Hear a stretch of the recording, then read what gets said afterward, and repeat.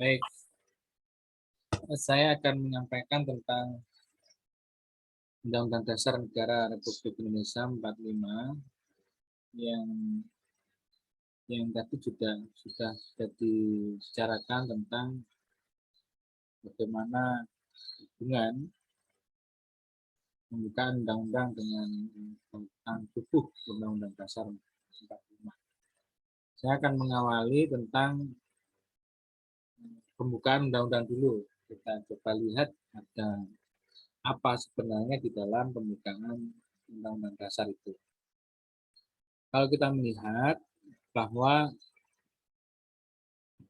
di dalam Undang-Undang Dasar kita bisa mengambil beberapa makna bagi perjuangan bangsa Indonesia ini. Bisa menjadi satu sumber motivasi, kita di dalam memperjuangkan bangsa Indonesia ini. Jadi memang kalau kita lihat di dalam Undang-Undang Dasar itu menjadi satu motivasi sebagai aspirasi dan juga menjadi cita-cita hukum ya kalau kita melihat di dalam pembukaan undang-undang itu. Cita-cita moral. Ini tadi juga bisa kita lihat misalkan di alinea pertama itu menjadi satu motivasi untuk bagaimana kemerdekaan itu menjadi satu tujuan bersama.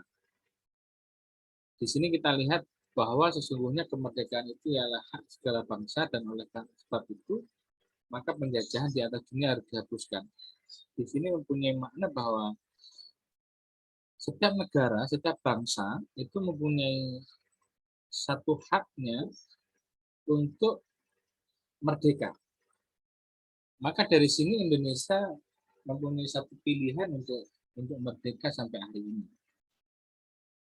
Oleh karenanya kalau masih ada orang-orang yang menginginkan Indonesia tidak merdeka, ini perlu kita pertanyakan. Maka justru kalau itu orang-orang yang di dalam Indonesia sendiri yang mempunyai pemikiran-pemikiran untuk memecah belah kemerdekaan, memecah belah Indonesia dan menjadikan justru Indonesia tidak merdeka lagi. Banyak manfaat dengan kemerdekaan. Kita bisa mempunyai kebebasan untuk mengembangkan bangsa Indonesia, mengembangkan negara Indonesia. Nah, juga kalau kita lihat di dalam pembukaan undang-undang itu, di nilai-nilainya memang nilai-nilainya sangat universal. Ya, sangat universal sekali di dalam nilai-nilainya. Dan nilai-nilai yang harus dilestarikan. Tidak boleh di dalam nilai-nilai yang terkandung di dalam pembukaan undang-undang itu dihilangkan. Setelah itu coba kita lihat di dalam alinea-alinea ini mempunyai makna ya. Misalkan di alinea pertama mempunyai makna bahwa menjadi dalil objektif bagaimana Indonesia harus merdeka. Pernyataan subjektif juga di dalam alinea pertama itu dan juga menjadi satu landasan politik luar negeri bagaimana hubungan antar luar negeri antara Indonesia dengan negara-negara lain. Tetap dengan dasar bahwa Indonesia adalah negara yang merdeka, bukan negara yang dijajah oleh negara lain. Nah, ini menjadi satu landasan secara politik bagaimana hubungan antara Indonesia dengan negara yang lain. Alinea kedua juga di situ mempunyai satu makna kesinambungan perjuangan kemerdekaan. Momentum kemerdekaan.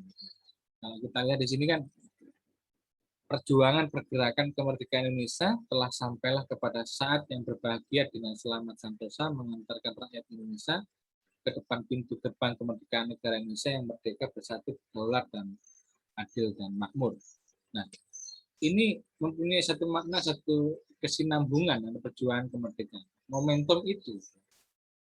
Jadi sangat penting sebenarnya kalau kita memaknai tentang pembukaan ini, biar kita tahu bahwa perjuangan kemerdekaan Indonesia ini luar biasa, tidak main-main. Yang ketiga adalah alinea ketiga itu memberikan satu makna motivasi spiritual, motivasi real dan material. Coba kita lihat di alinea ketiga. Ini memberikan satu gambaran bahwa kemerdekaan Indonesia itu tidak serta-merta hanya ikhtiar manusia secara dohir.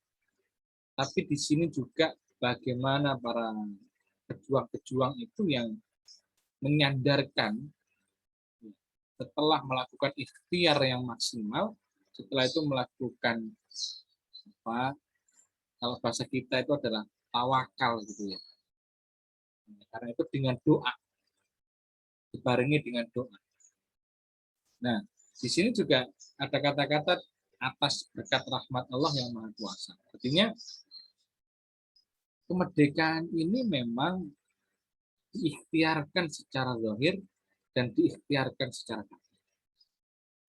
Dengan begitu sulitnya untuk Indonesia ini merdeka, maka kita harus betul-betul hati-hati hari ini ketika ada orang-orang atau sekelompok orang yang ingin mulai ingin mengikis ya, NKRI ini, ingin mengikis kedamaian ini, ingin mempermasalahkan sesuatu yang sudah harus diiyakan, misalnya tentang dasar negara Indonesia, tentang Pancasila, tentang Undang-Undang Dasar 45. Nah ini kita harus hati-hati betul karena kemerdekaan ini tidak dikasih orang, tidak dikasih negara lain, tapi ada perjuangan yang luar biasa. Ada rentetan sejarah, ada rentetan perjuangan yang dilakukan oleh para pejuang, para panipati kita. Ini harus kita betul-betul pahami dan apa yang bisa kita lakukan sebagai anak muda hari ini, sebagai masyarakat terpelajar, apa yang bisa kita lakukan, kita sumbangkan kepada perkembangan atau pengembangan kemajuan negara Indonesia. Ini yang harus kita pikirkan bersama, bagaimana kita bisa mengembangkan, bisa mengisi kemerdekaan Indonesia ini.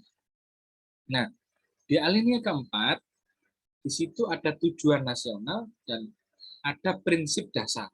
Maksudnya prinsip dasar itu Pancasila itu adanya di sini. Sila-sila yang ada 5 sila itu termaktub di dalam undang-undang di pembukaan Undang-Undang Dasar 45 di alinea keempat. Nanti bisa dicek. Di sini panjang sekali ya kalau kita melihat di alinea. Di situ ada satu tujuan nasional dan di sini ada kata-kata untuk memajukan kesejahteraan umum, mencerdaskan kehidupan bangsa, dan ikut melaksanakan ketertiban dunia yang berdasarkan kemerdekaan, perdamaian, dan seterusnya. Aturan sosial. Jadi memang tujuan nasional ini adalah untuk memajukan kesejahteraan umum dan mencerdaskan kehidupan bangsa. Maka program-program pemerintah itu bagaimana menjadikan kesejahteraan masyarakat Indonesia dan menjadikan masyarakat Indonesia yang cerdas. Dan saya yakin yang kuliah ini adalah salah satu masyarakat yang masuk dalam kategori terpelajar. Yang itu nanti mempunyai satu kecerdasan, satu pemikiran untuk bagaimana membangun bangsa Indonesia. Nah, kalau kita melihat di dalam pokok-pokok pikiran pembukaan Undang-Undang 45, itu ada persatuan, ada keadilan, ada kedaulatan, ada ketuhanan yang Maha Esa menurut dasar kemanusiaan adil dan beradab. Nah, ini sebenarnya kan Pancasila yang itu menjadi satu dasar bagaimana tujuan bangsa ini dilakukan gitu ya. Artinya bangsa ini kan punya satu tujuan-tujuan. Nah, tujuan-tujuan itu adalah bisa kita lihat di dalam salah satunya tadi itu yang kesejahteraan, bagaimana mencerdaskan, yang itu didasarkan kepada 5 sila dalam Pancasila. Maka kita sangat penting memahami bagaimana Pancasila itu menjadi satu dasar di dalam tujuan berbangsa dan bernegara ini. Sebagai dasar bagaimana nanti kita mengembangkan negara ini ke depannya. Nah, coba kita lihat selanjutnya ya. Selanjutnya hubungan pembukaan dengan batang tubuh. Ini bisa kita lihat bahwa di situ ada satu rangkaian peristiwa dan keadaan yang mendahului terbentuknya negara. Itu merupakan ekspresi dari peristiwa keadaan negara ini terwujud yang keempat. Ini menjadi satu hubungan dengan barang tubuh 45. Ini bisa dilihat secara jelas. Nah, ini kita coba lihat di slide yang berikutnya. Hubungan masing-masing alinea dengan batang tubuh undang-undang 45.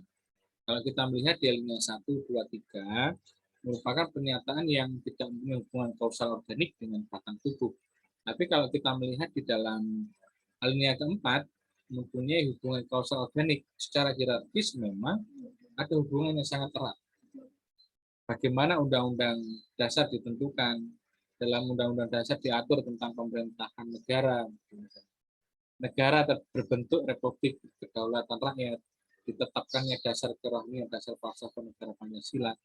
Ini memang ada hubungan sangat erat dengan alinea keempat. Untuk bagaimana undang-undang ditentukan, undang-undang diatur tentang pemerintah negara berbentuk republik kedaulatan rakyat, itu sudah final gitu. Jadi NKRI ini memang kalau bahasa kita itu harga mati, memang itu sudah final.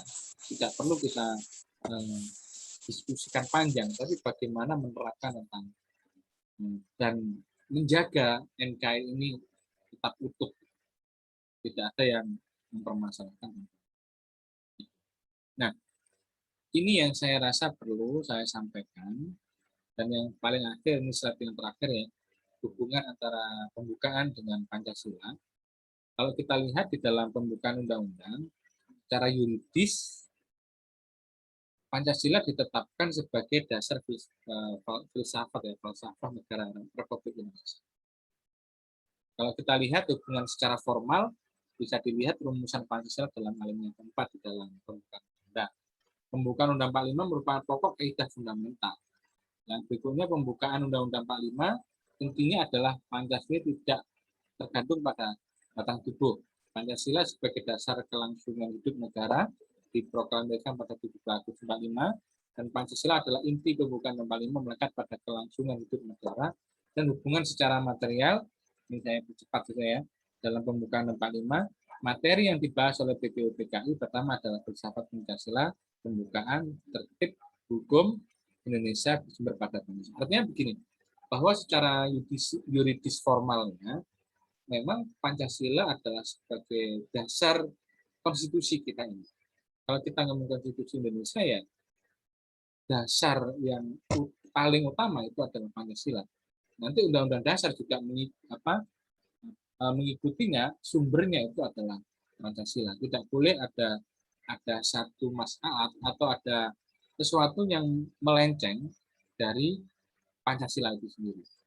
Di undang-undang dasarnya, di undang-undang atau perpu yang misalkan atau peraturan pemerintah, peraturan presiden dan seterusnya itu tidak boleh itu melanggar konstitusi di atasnya atau keluar dari pakem yang ada di dalam Pancasila.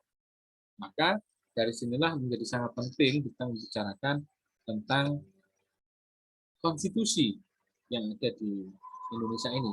Mulai dari bagaimana nanti ada undang-undang dasar sampai kita membicarakan tentang peraturan daerah. Ini yang perlu nanti kita coba diskusikan di pertemuan berikutnya. Saya rasa itu yang bisa saya sampaikan di dalam pertemuan hari ini. Kalau memang misalkan ada perlu diskusi, saya persilakan, saya kesempatan. Saya rasa ini yang bisa saya sampaikan dalam pertemuan kali ini.